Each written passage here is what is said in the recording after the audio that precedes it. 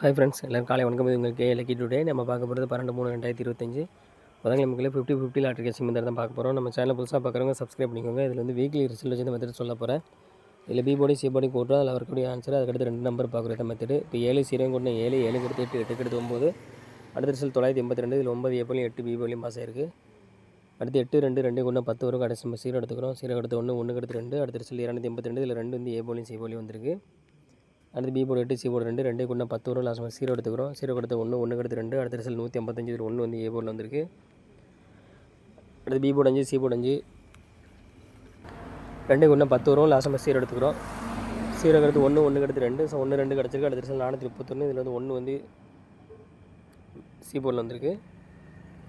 அடுத்து B board 3 C board 1 2 கொண்டு 4 வரும். 4 எடுத்து 5 5 எடுத்து 6.